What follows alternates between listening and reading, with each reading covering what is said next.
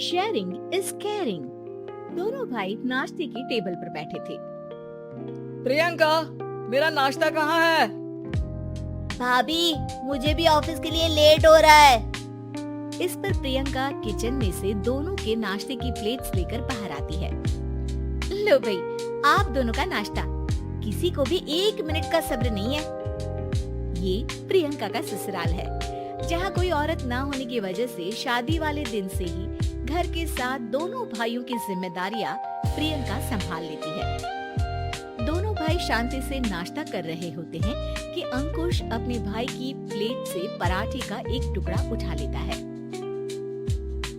आपको पता है ना, मैं खाना शेयर नहीं करता, फिर भी मेरे प्लेट में से खाना जरूरी है क्या? अरे हद हो गई है, मुझे नहीं खाना अब। अंकुर गुस्से में नाश्ता छोड़कर टेबल से उठ खड़ा होता है। अरे ये कैसा बिहेवियर है अंकुर? एक टुकड़ा ही तो है। एक हो या आधा, मुझे भूख लगी है तो ये सिर्फ मेरा ही है। उसे भी किसी के साथ शेयर करने बैठा तो भूखा नहीं रह जाऊंगा। अरे बाबा ठीक है, अब इस पर भी लड़ाई। दूसरा बना देती हूँ, पर प्लीज ऐसे खाना बीच में छोड़कर मत जाओ, इससे अन्न का अपमान होता है। ओ प्लीज भाभी, ऐसी कोई चीज होती ही नहीं है। आपके पास पैसे हैं, खरीदो और खाओ। अगर नहीं खाया जाए तो फेंक दो। अरे दुनिया में सब यही करते हैं। अंकुर बैग उठाकर ऑफिस के लिए चला जाता है, जिसके पीछे उसका बड़ा भाई मायूस सा घर में खड़ा रह जाता है। जिसने बचपन से सोने की चम्मच में खाया हो, उसे दुनिया के बारे में क्या पता होगा। वैसे गलती तो हमारी ही है। अगर कभी बचपन में ही सही गलत का फर्क सिखाया होता तो आज ये हाल नहीं होते। आप फिक्र क्यों करते हैं जी? भगवान है, वो जो भी करता है सबकी भलाई के लिए ही करता है, और जब वो चाहेंगे तो अपनी तरह से अंकुर भैया को भी सब कुछ सिखा देंगे। पत्नी की बात पर विश्वास कर अंकुश भी ऑफिस चला जाता है। सुबह से दोपहर होती है और अंकुर लंच करने ऑफिस के पास वाले रेस्टोरेंट में पहुंचता है, जहां वो एक साथ बहुत सारा खाना ऑर्डर कर देता है।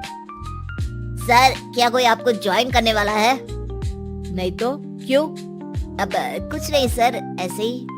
वेटर चला जाता है और कुछ देर में अंकुर का ऑर्डर लेकर वापस आता है, जिस पर अंकुर सब डिशेस में से थोड़ा थोड़ा खाकर बाकी ऐसे ही छोड़कर बिल देकर चला जाता है। वाह भगवान, तेरी माया। कहीं कोई एक एक टुकड़े के लिए तरसता रहता है और ये 5 लोगों का खाना ऑर्डर करके एक का भी पूरा नहीं खाते। पैसे वालों की माया। वेटर टेबल साफ कर बचा हुआ सारा खाना लेकर रेस्टोरेंट के पीछे घूम रहे बच्चों के पास पहुंच जाता है, जिसे देख बच्चों के चेहरे खिल उठते हैं।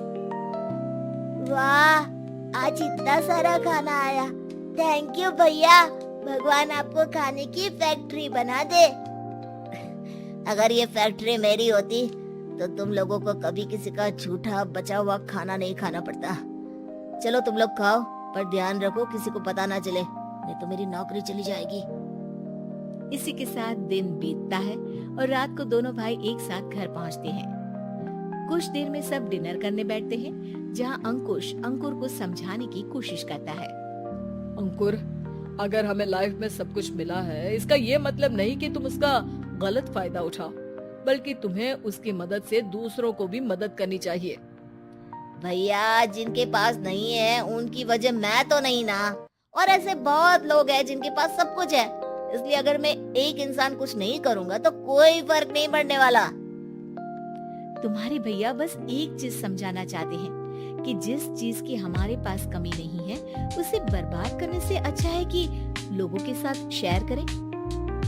इससे हम सिर्फ सामान नहीं, खुशियाँ भी बांटते हैं, और इसमें तुम्हारा ज्यादा कुछ तो जाएगा नहीं। भैया भाभी की बात सुन अंकुर कुछ बोले बिना उठकर चला जाता है। इसी तरह दिन बीतते रहते हैं, जिसमें अंकुश और प्रियंका कोशिश तो बहुत करते हैं, पर अंकुर पर किसी भी चीज का कोई असर नहीं पड़ता।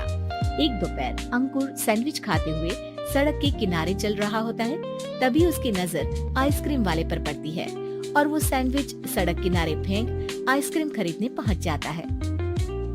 अब इसे कहते हैं जिंदगी का सुख।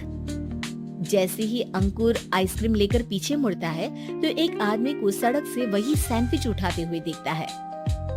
वो आदमी बहुत कमजोर, गरीब, जैसे बहुत दिनों से खाना ना खाया हो वैसा लग रहा था। अंकुर उसके पास जाकर खड़ा हो जाता है। उसे देखकर आदमी सैंडविच अंकुर की तरफ कर देता है। आपको भी खाना है क्या? क्या हम इसे आधा आधा कर ले? मुझे बहुत भूख लगी है। वो मेरा ही झूठा सैंडविच है, तुम दूसरा खरीद कर क्यों नहीं खा लेते? इसे क्यों खा रहे हो? अरे भैया, अगर खरीदने के पैसे होते तो 4 दिन से भूखा नहीं घूम रहा होता। हैं? क्या तुमने 4 दिन से कुछ नहीं खाया, फिर भी इस आधे सैंडविच को मेरे साथ बांटने के लिए तैयार हो गए? क्यों? अरे भैया, पैसा नहीं है तो क्या हुआ, इंसानियत आज भी उतनी महंगी नहीं हुई और ना ही उस पर अमीर गरीब का टैग लगा है जो हम उसे रख ना सके। पर अफसोस, आजकल लोगों के अंदर पोषण, खून या विटामिन से ज्यादा इंसानियत की कमी होने लगी है। आदमी की बातों से अंकुर को समझ में आ जाता है कि वो आज तक कितना गलत काम करता आ रहा था। इसके बाद से वो अपनी किसी के साथ शेयर नहीं करने और खाने को बर्बाद करने वाली आदत को प्रियांशी की छोड़ तुम देता है। कहानियाँ इस चैनल को प्लीज सब्सक्राइब, लाइक, शेयर और कमेंट करना ना भूले। धन्यवाद।